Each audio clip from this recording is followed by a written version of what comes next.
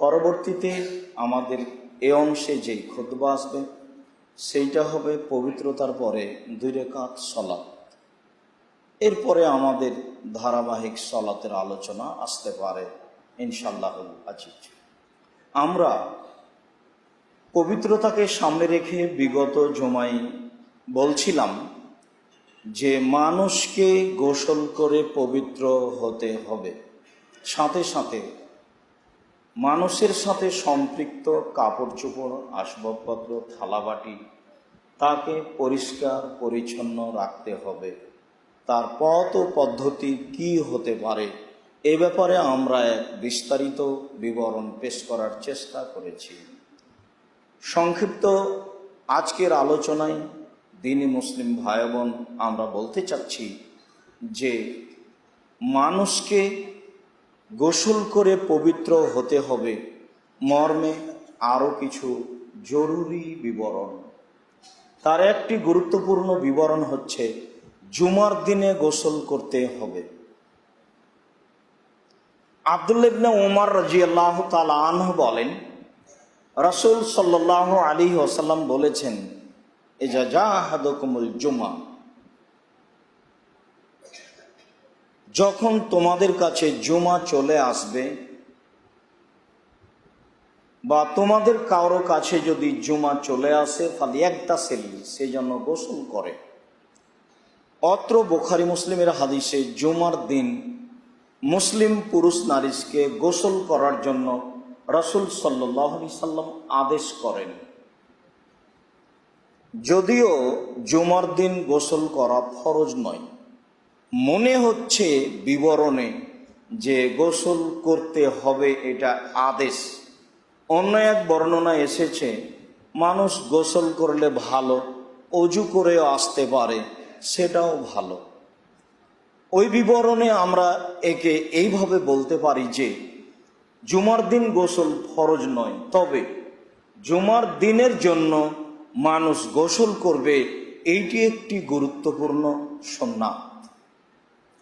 আবু সাঈদ খুদরি রাদিয়াল্লাহু তাআলা আনহু বলেন, রাসূল সাল্লাল্লাহু আলাইহি ওয়াসাল্লাম বলেছেন, গুসল ইয়াউমিল জুমা ওয়াজিবুন আলা কুল্লি মুহতালিম, প্রত্যেক যারা যুবক পুরুষ নারী তাদের জন্য জুমার দিন গোসল করা জরুরি।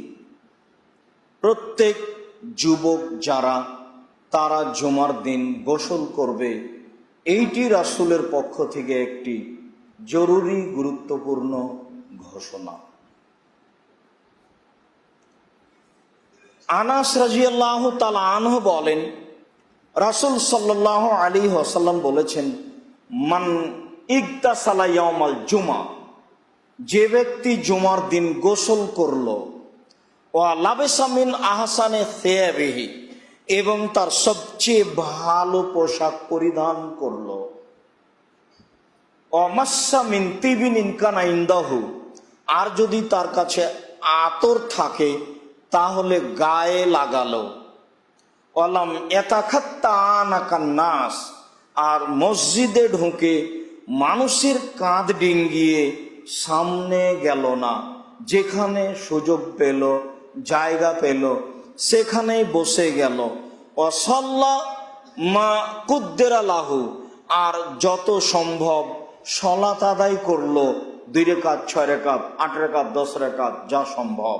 তারপরে মনোযোগ সহকারে ইমামের খুতবা শুনল, তখন তার আসা যাওয়ার প্রত্যেক পদক্ষেপ সমান। 1 বছর তাহাজ্জুদ পড়লে যা নেকি হয়, আর 1 বছর নফল সিয়াম রোজা থাকলে যা নেকি হয় তাই হবে। হাদিস সহিহ। বিবরণ যদি বুঝাতে না পারি তাহলে আমরা অক্ষম। রাসূল সাল্লাল্লাহু আলাইহি সাল্লাম বলেছেন এ কথাই ঠিক, কিন্তু আমরা জাতিকে বুঝাতে পারিনি, যার কারণে মানুষ জুমার দিনের গুরুত্বকে হিসাব করতে পারেনি। জুমার দিনও তারা সামাজিক প্রয়োজনীয় বিভিন্ন কাজকর্মে লিপ্ত থাকার চেষ্টা করে, অথচ জুমার দিন সূর্য ওঠার পর থেকে নিয়ে জুমার আজান পর্যন্ত মানুষ মসজিদে এসে যে যত পারে তত রাকাত সালাত আদায় করবে। জুমার দিন একটা দিন যে সূর্য ওঠার পর থেকে নিয়ে আজান পর্যন্ত বেহিসাব সলাত, সলাতের কোনো হিসাব নাই, কে কত রাকাত আদায় করতে পারে।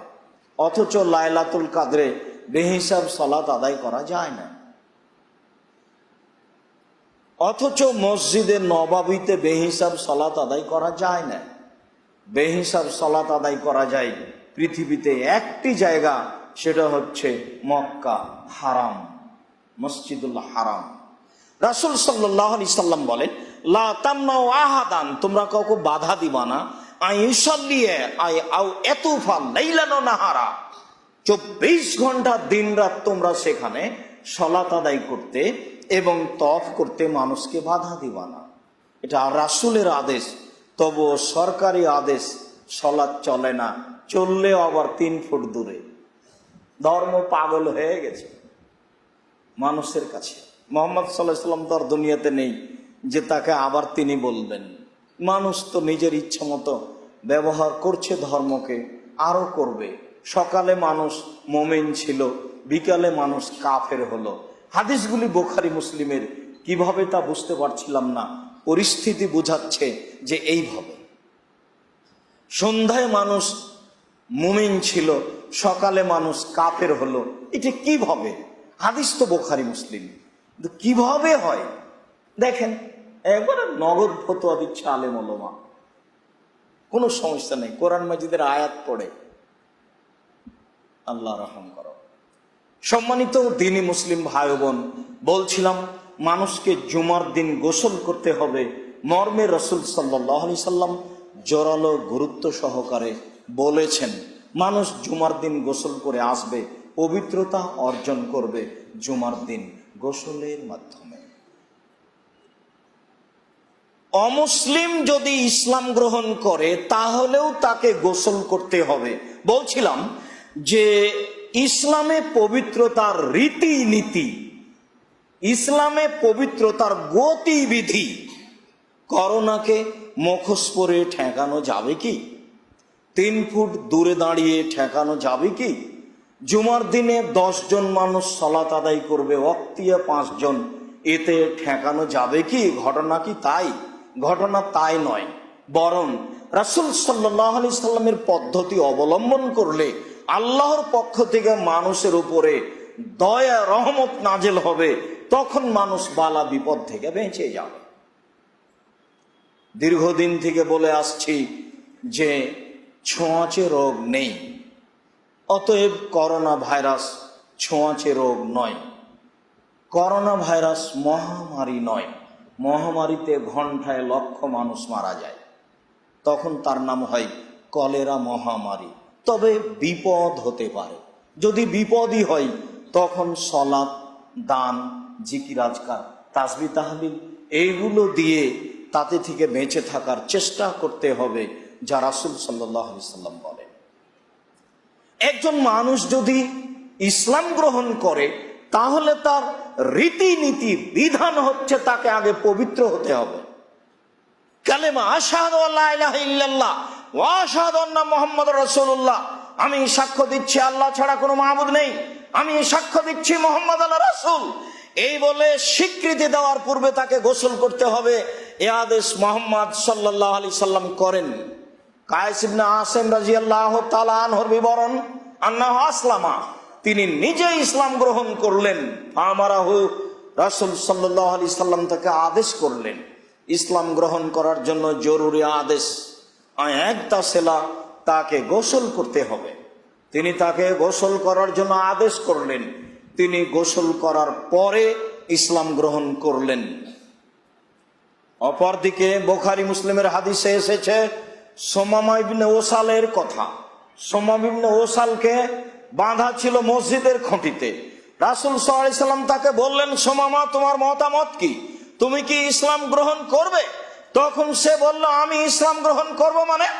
আপনি যদি আমাকে হত্যা করেন রক্তের প্রতিশোধ নেওয়া হবে, আপনি যদি আমাকে ছেড়ে দেন আপনার শুকরিয়া আদায় করা হবে, যদি আপনি ছাড়তে গিয়ে পয়সা চান তাহলে প্রদান করা হবে, যা চান তাই দেওয়া হবে, তবে আমি ইসলাম গ্রহণ করবো। এ কথা বলেন কি করে? রাসূল সাল্লাল্লাহু আলাইহি সাল্লাম কিছু বললেন না। পরের দিন বললেন, সোমামা তুমি ইসলাম গ্রহণ করবে? সোমামা বলল, তাকতল তাকতল জাদামিন ওয়াইন তুনিম তুনিমেলা শাকিরিন ওয়াইন তুরিদুল মাল ফুতুতা। আমি ইসলাম গ্রহণ করব মানে? বলেন কি আপনি? আপনি যদি আমাকে হত্যা করেন, রক্তের প্রতিশোধ নেওয়া হবে। যদি আপনি আমাকে ছাড়তে গিয়ে পয়সা চান, প্রদান করা হবে। যদি আপনি আমাকে ছেড়ে দেন, আপনার শুকরিয়া আদায় করা হবে। রাসূল সাল্লাল্লাহু আলাইহি ওয়াসাল্লাম কিছু বললেন না। আবার পরের দিন বলছেন, সোমামা তুমি ইসলাম গ্রহণ করবে? একই কণ্ঠে, জোরালো কণ্ঠে নির্ভীক ভাবে বলল, আমি ইসলাম গ্রহণ করব মানে? আপনি আমাকে হত্যা করলে রক্তের প্রতিশোধ নেওয়া হবে, আপনি ছেড়ে দিলে শুকরিয়া আদায় করা হবে, আপনি ছাড়তে গিয়ে পয়সা চাইলে প্রদান করা হবে। রাসূল সাল্লাল্লাহু আলাইহি ওয়াসাল্লাম বললেন, সঙ্গী সাথী ফাতলি কুহ, যাও তোমরা ওকে ছেড়ে দাও, ও চলে যায়। নির্ভীক ভাবে রাসূলের রশিদে বাঁধা আছে তার মসজিদে, এর এইভাবে কটাক্ষ করে বলার পরে রাসূল সাল্লাল্লাহু আলাইহি ওয়াসাল্লাম তাকে কিছু বললেন না। আমাদের গতিতে তিনি বললেন না, হ্যাঁ তোমার এত বড় সাহস, তুমি এইভাবে কথা বলো আমার অধীনে বাঁধা থেকে? তিনি এরকম কিছু বললেন না। তিনি বললেন, তোমরা তাকে ছেড়ে দাও। এবার লোকটি চলে যাচ্ছে আর বলছে, ভদ্র মানুষ দেখেছি, তবে এত বড় ভদ্র দেখিনি। সামনে একটি পানির স্থান দেখলো, গোসল করে ফিরে এসে বলছে, আল্লাহ রাসূল, আমি ইসলাম গ্রহণ করছি। আশহাদু আল্লা ইলাহা ইল্লাল্লাহ ওয়া আশহাদু আন্না মুহাম্মাদুর রাসূলুল্লাহ। আমি সাক্ষ্য দিচ্ছি আল্লাহ ছাড়া কোনো মাবুদ নেই, আমি সাক্ষ্য দিচ্ছি মুহাম্মদ আল্লাহ রাসূল। তিনি গোসল করে ইসলাম গ্রহণ করছেন। তিনি বললেন, মুহাম্মদ সাল্লাল্লাহু আলাইহি সাল্লাম, আপনি শুনে রাখুন, পৃথিবীতে সবচেয়ে নিকৃষ্ট ধর্ম ছিল ইসলাম ধর্ম। আমি দেখি পৃথিবীতে সবচেয়ে উত্তম ধর্ম হচ্ছে ইসলাম ধর্ম। ইসলাম ধর্ম মানুষের প্রতি এই আচরণ দেখাতে পারে? আমার নিকটে সবচেয়ে ঘৃণিত মানুষ ছিলেন আপনি, এখন দেখি পৃথিবীতে সবচেয়ে ভদ্র নম্র সুন্দর মানুষ হচ্ছেন আপনি। আমার নিকটে সবচেয়ে ঘৃণিত শহর ছিল আপনার শহর, মক্কা মদিনা শহর, দেখি এখন পৃথিবীতে সবচেয়ে উত্তম সুন্দর শহর মদিনা শহর। এই কথা তিনি বললেন। হাদিস বুখারী মুসলিম। আবু হুরায়রা রাদিয়াল্লাহু তাআলা আনহু তার মায়ের ব্যাপারে অভিযোগ করে আল্লাহ রাসূলকে বললেন, আল্লাহর নবী, আমার মা আপনাকে গালি দেয়, আপনি একটু আমার মায়ের জন্য দোয়া করেন। রাসূল সাল্লাল্লাহু আলাইহি সাল্লাম বললেন, আল্লাহুম্মা হাদি উম্মা আবি হুরায়রা, আল্লাহ তুমি আবু হুরায়রার মাকে হেদায়েত দান করো। আবু হুরায়রা রাদিয়াল্লাহু তাআলা আনহু বাড়ি ফিরে গেলেন, দরজা খুলতে বললেন। দরজা খুলতে একটু দেরি হচ্ছে। দরজা তার মা খুলতে দেখলেন তার মায়ের মাথায় কাপড় নেই। এই ভাষা প্রমাণ করে, এই বাক্য প্রমাণ করে অমুসলিম মহিলারাও কাপড় মাথায় দিত, যা এখনো প্রমাণ রয়েছে। তিনি এই কথা বললেন। তারপরে তিনি কান লাগিয়ে শুনছিলেন। আমার মা মনে হচ্ছে পানি নিয়ে কিছু করছে। তার মা আসলে ইসলাম গ্রহণ করবে, সেই জন্য গোসল করছিল। গোসল করে এসে দরজা খুলে দেখে আবু হুরায়রা ছেলের সামনে বলছে, আশহাদু আল্লা ইলাহা ইল্লাল্লাহ ওয়া আশহাদু আন্না মুহাম্মাদুর রাসূলুল্লাহ, আমি সাক্ষ্য দিচ্ছি আল্লাহ ছাড়া কোনো মাবুদ নেই, আমি সাক্ষ্য দিচ্ছি মুহাম্মদ আল্লাহ রাসূল। সম্মানিত দ্বীনি মুসলিম ভাই বোন, আমরা বলছিলাম যে ইসলাম গ্রহণ করার জন্য গোসল করতে হয় পবিত্রতা। একজন মানুষ যদি একজন মরা মানুষকে গোসল দেয়, তাহলেও তাকে গোসল করতে হবে এক অবাক পবিত্রতা। আবু হুরায়রা রাদিয়াল্লাহু তাআলা আনহু বলেন, রাসূল সাল্লাল্লাহু আলাইহি সাল্লাম বলেছেন, মান গাসসালা মাইয়াতান ফালিয়াগতাসিল, কোন মানুষ যদি কোনো মরা মানুষকে গোসল দেয়, তাহলে সে যেন গোসল করে, জরুরি আদেশ।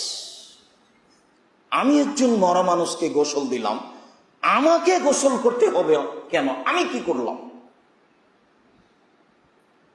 জীবাণুর কোনো ব্যাপার থাকতে পারে, যা আপনাকে আমি বহুদিন বলে এসেছি। রাসূল সাল্লাল্লাহু আলাইহি সাল্লাম ঘুম থেকে উঠে পানিতে হাত ডুবাতে নিষেধ করলেন। তিনি বললেন, আগে হাত ধৌত করতে হবে, তারপরে পানিতে হাত দিয়ে অজু করতে হবে। এরপরে যখন অজু আরম্ভ হয়, তখন প্রথমে হাত দুইটি কবজি পর্যন্ত ধোয়া হয়। এরপরে যখন কোনই পর্যন্ত ধোয়া হয়, তখন আপনার আবার কবজি ধোয়াই পড়ে। এরপরেও পূর্বে তিনি হাত ধুইতে বললেন কেন কবজি পর্যন্ত?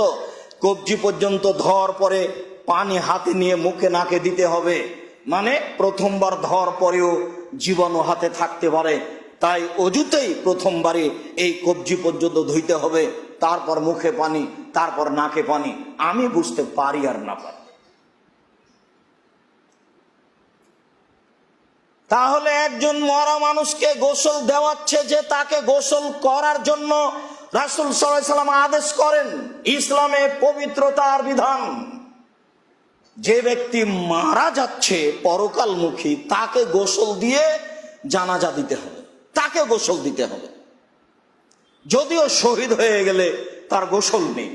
রাসূল সাল্লাল্লাহু আলাইহি সাল্লাম বলেন যেই মারা গেছে তাকে গোসল দিতে হবে। উম্মু আতিয়া রাদিয়াল্লাহু তাআলা আনহা বলেন দাখালা রাসূলুল্লাহ সাল্লাল্লাহু আলাইহি সাল্লাম আলাইনা ওয়া নাহানু নুগাসসিল ইবনাতাহু। রাসূল সাল্লাল্লাহু আলাইহি সাল্লাম আমাদের নিকটে আসলেন, তখন আমরা রাসূলের মেয়েকে গোসল দিচ্ছিলাম। আল্লাহ রাসূলের মেয়ে মারা গেছেন, আমরা তাকে গোসল দিচ্ছি। তিনি আমাদের নিকটে আসলেন, এসে বললেন অক্সিলিহা অক্সিলনাহা, তোমরা তাকে গোসল দাও। সালাসান, 3 বার, আও খামসান, অথবা 5 বার, আও আকসারা মিন যালিক ইন রাআইতুন্না, অথবা এর চেয়ে বেশি গোসল দাও যদি তোমরা মনে করো, যদি তোমরা মনে করো 3 বার গোসল দেওয়াতে ভালোভাবে পবিত্র হয়নি, 5 বার দাও। যদি তোমরা মনে করো 5 বার দেওয়াতে ভালোভাবে হয়নি, আরো দাও। যতবার প্রয়োজন ততবার দাও। অফিরে ওয়াইতিন, অন্য এক বর্ণনায় তিনি বলছেন ওয়াজআলনাহা বিতরান, তবে তাকে গোসল বিজোড় দাও। যতবার দিবা ততবারের বিজোড় হতে হবে। তার মানে তাকে পরকালমুখী করার জন্য খুব ভালো করে পরিষ্কার পরিচ্ছন্ন করতে হবে। শরীর হাত ভালো করে ডলে পরিষ্কার করতে হবে। এখনো বাক্য শেষ হয়নি, তিনি বলছেন ওয়াজআলনা ফিল আখিরাতে গফুরান, শেষবার গোলাপ জল দিয়ে গোসল দাও। গোলাপ জল পানিতে ঢেলে দাও, পানিতে ঢেলে দিয়ে তাকে গোসল দাও। তারপরে বলছেন অবেমাইন সিদরিন, তাকে বড়য়ের পাতা দিয়ে পানি গরম করে গোসল দাও। তার মানে গোসলের পানির প্রস্তুতি দেখেন।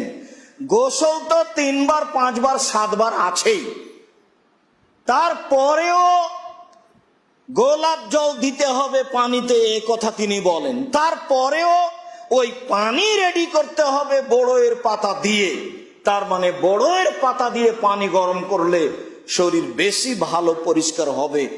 যেমন এখন সাবান দিয়ে মানুষ ভালোভাবে পরিষ্কার করছে বলে মনে করে, তবে বিবরণে বোঝা যায় হাদিস বুখারী মুসলিম যে ভালো করে পরিষ্কার করতে হবে, এটাই মৌলিক লক্ষ্য। ইসলামের পবিত্রতা, পৃথিবীর সকল দিনই ভাই বোনকে ইসলামের পবিত্রতা ভালোভাবে গুরুত্ব সহকারে দেখার জন্য অনুরোধ জানাচ্ছি। একজন মরা মানুষকে, পুরুষ হোক নারী হোক, তাকে গোসলের বিধান কেমন হতে পারে তা স্পষ্ট দেখে নেন। 1450 বছর পূর্বে তিনি এভাবেই বলে গেছেন। এরপরে তিনি নীতিতে বলেন অবদানা বে মায়ামেহিন্না ও মাদিল ওজুহিন্না, তোমরা গোসল শুরু করো তার ডান দিক থেকে, তোমরা গোসল শুরু করো তার অজুর স্থান হতে। মানে তাকে অজু দিয়ে গোসল আরম্ভ করতে হবে। মানে তাকে বাম কাতে সইয়ে দিয়ে ডান কাতের উপরে পানি ঢালতে হবে, দিয়ে তাকে পরিষ্কার করার চেষ্টা করতে হবে। রাসূল সাল্লাল্লাহু আলাইহি সাল্লাম এইভাবে গোসলের কথা বলেন। উম্মু আতিয়া রাদিয়াল্লাহু তাআলা আনহা বলেন আমরা এইভাবে গোসল দেওয়ার পরে ফাযাফারনা শা'রাহা, আমরা তার মাথার চুলকে বেনি করলাম, সালাসাতা করুইম, 3 বেনি। ওয়া আলকাইনা খালফাহা, তারপর বেনি করে আমরা সেটাকে তার পিছন দিকে ঝুলিয়ে দিলাম। 3 বেনি বলতে চুলকে 3 ভাগ করে একটা আর একটার মধ্যে ঢুকিয়ে বেনি করে দেওয়া, এটাই উত্তম। নইলে 3 বেনি মানায় না। এছাড়াও মানুষ যদি 3 বেনি করে তাহলে চুলকে 9 ভাগে বিভক্ত করা লাগবে, এর 3টা ওর 3টা ওর 3টা, তাহলে হলো 3 বেনি। এছাড়াও মোট চুলকে 3 ভাগ করে একটা আর একটার মধ্যে দিয়ে বেনি করে পিছন দিকে ঝুলিয়ে রেখে দিয়ে তাকে কাফন পরাতে হবে, যা বিবরণে বোঝা যায়। সম্মানিত দ্বীনি মুসলিম ভাই বোন, ইসলামে পবিত্রতা। যেসব মহিলারা ঋতু থেকে পবিত্র হয় তাদেরকেও গোসল করে পবিত্র হতে হবে। দেখুন বিবরণ। হামনা বিনতে জাহাস রাদিয়াল্লাহু তাআলা আনহা তার ঋতুর অবস্থা রাসূলের